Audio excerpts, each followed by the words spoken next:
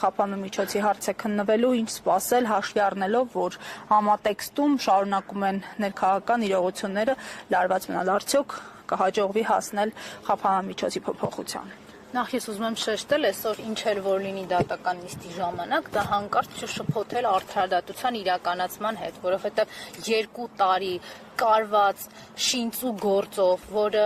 բացվել, ստեղծվել, սարքվել է միայն Նիկոլի հանձնարարությունը կատարելու համար, նրա համար, որպեսզի Հանրապետական կուսակցության փոխնախագահին պարոն Աշոտյանին մեկուսացնեն հասարակական գործընթացներից, միայն նրա համար, որ պարոն Աշոտյանը դադարի ճշմարտությունը պատմել Հայաստանի քաղաքացիներին, ինչ էլ որ լինի այսօր, դա արդարադատության իրականացում չի լինելու։ Պարոն Աշոտյանը 2 տարի անազատության մեջ է, այն դեպքում, երբ որ 1 օրվա անազատության մեջ լինելը անգամ հիմնավորված չի արդարադատության տեսանկյունից, իրավական process այս գործի մեջ չկա եւ Հայաստանի քաղաքացիները եթե հնարավորություն ունենային վկաների հարցաքննությունը հենց ուղիղ եթերով դիտելու, եթե իհարկե Նիկոլա Հպատակ դատանը չառարկեր, ընդ որում նաեւ դատախազության առարկություններ չլիներ, կտեսնեին, որ այստեղ պարոն Աշոտյանի մասին գործ չկա, խնդիրը ինչի՞ այստեղ հանցագործություն կա թե չկա, գործը պարոն Աշոտյանի մասին չի, այսինքն ցանկացած իսկ կարող են Հայաստանում տեղի ունեցած ինչ-որ մի դրվագով, որը ընդհանրապես մեր հետ կապ չունի, վերցնել եւ մեզ էլ սարքել, այդտեղ, չգիտեմ, մեղադրյալ, կասկածյալ կամ հետապնդումների ենթարկել, տրամաբանությունն էսպիսին է, որովհետեւ նույնիսկ ոչ մի տրամաբանական շղթագործողությունների իրենց չեն ծանրաբեռնել, որպեսզի պարոն Աշոտյանի դեպքում գտնեն այդ շղթան։ Հետևաբար ակնկալիք դատարանից ես չունեմ, ընկալումս հետեւյալն է, որ ամեն դեպքում դատարանի այս կազմը Դոլմազյանի գլխավորությամբ պիտի իր մեջ այդ ուժը գտնեն դադարեցնելու քաղաքական հետապնդումը, թե չէ արդարադատությունը կհաստատվի այն ժամանակ, երբ որ պետությունը վերականգնվի եւ պարզվի, թե այդ ում զանգով, որ մեկը չկարողացավ պարոն Աշոտյանին կալանք չտալ, հասկանում եք, այդ տրամաբանության մեջ է վերականգնվելու։ Իսկ հիմա ուղղակի պետք է դադարեցնել այս քաղաքական հետապնդումը եւ որքան շուտ դադարեցնեն իրենք պարոն Աշոտյանի նկատմամբ քաղաքական հետապնդումը, այդքան ավելի մեղմ կլինի հետագայում այս իրավական process-ներով, այս զանգովի եւ պատվերով արդարադատություն իրականացրածների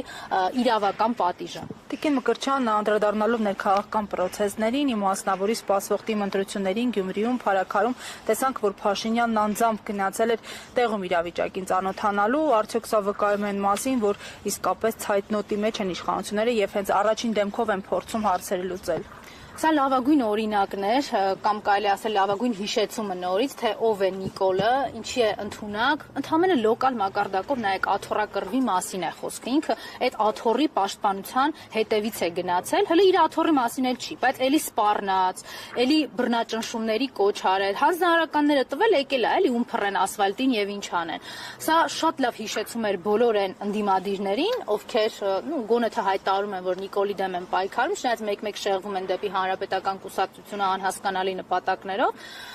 շատ լավ իրենց հիշեցում է, թե ինչ է անելու Նիկոլը ընտրությունների ժամանակ։ Միգուցե իրենք մոռացել են 2021 թվականի բռնաճնշումները, այդ քրյա օլիգարխների ախրանիկների կողմից ծեծի ենթարկված քաղաքացիներին, այն ոստիկանության համակարգը, որը ընտրությունները բնականon ընթացքով կազմակերպելու փոխարեն ընդդիմադիրների շտաբերի այնպես էր անում, որ աշխատանքը կասեցի։ Միգուցե մոռացել էին այն հեղինակազրկված ԱԱԾ-ին, որը պատրաստ է ամեն ինչ անել Նիկոլի աթոռը պահելու համար։ Ինքը երեք լավագույնս հիշեցրեց, որ նույնիսկ Գյումրիում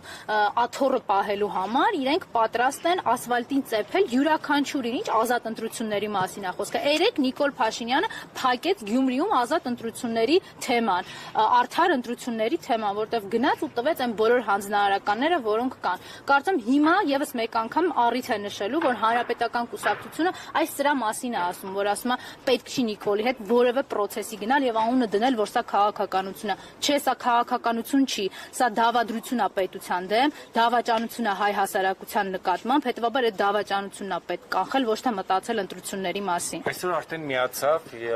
երկրորդ եւ երրորդ նախագահների թիմակիցների միջև արկա, հերակա, այսպես ասենք, վեճին Նիկոլ Փաշինյանը, թե ով է իրեն բերել իշխանության, լիդո որակումներ էր տվել, ծանոթ էր իր գրառումներին, մոտ, եթե չեմ սխալվում, 3-4 գրառում է արել այդ թեմայով։ ծանոթ եմ եւ շատ ուրախ եմ, որ սկսել է անհանգստանալ այդ թեմայից, որտեղ դեռևս ոչ վաղ անցյալում իր համար միայն ջղաձգումների եւ այդ ներվային ցնցումների մեջ ընկնելու թեման իրեն կապիտուլյանտ եւ դավաճան ասելն էր, որովհետեւ ինքը հասկանում էր, որ այն դավաճանությունը, որ գործել է, այդ թուրք-ադրբեջանական տանդեմի հետ իր պայմանավորվածությունները այլևս հայ հասարակության համար գաղտնիք չեն։ Հիմա հաջորդ բացահայտումն է տեղի ունեցել եւ հայ ժողովուրդը վստահ արդեն գիտի, որ 2018-ին ինքը չի Նիկոլին բերել իշխանության։ 2018 թվականին թուրք-ադրբեջանական փողերով միջնորդավորված այն արտաքին տերերի միջոցով, որոնց օգնությամբ կազմակերպել էր Հայաստանում պետական հեղաշրջումը, այդ դրա մեջ հայ ժողովուրդը ընդամենը ֆոն է եղել եւ ներողություն, բայց ամենավերջին եւ կեղտոտ ստերով օգտագործել են Հայաստանի հասարակությանը։ Այս սրանից էլ է իհարկե Նիկոլը վախենում, որովհետեւ պետական հեղաշրջում կազմակերպած անձը իրապես պիտի վախենա։ Այն իշխանությունը կիսամաշ դեմքեր, ընտրակեղծարարներ։ Ուրեմն ընտրակեղծարարը ինքն է, ուզուրպացիա իրականացրել է Հայաստանի Հանրապետությունում միայն ինքը, իշխանազավթն ինքն է եղել, իսկ Հայաստանի Հանրապետության երրորդ նախագահին իշխանություն տվել էր հայ ժողովուրդը։ Եվ կարող եմ ասել ինչ համար է իշխանություն տվել։ Արցախը ազատագրելու, Հայաստանը անվտանգ պահելու համար եւ 10 տարիների ընթացքում Սերժ Սարգսյանը փառքով կատարել է վերաապացուցելով այն փաստը, որ ինքը 42000 քառակուսի կիլոմետր հայրենիք է կարողանում պահել զրո սպառնալիքներով ու չի գալի ժողովրդին ամեն 6 ամիսը մեկ Նիկոլի պես ասում վերջ պետության սպառնալիքի, պետության գոյության սպառնալիքի առաջ ենք կանգնած։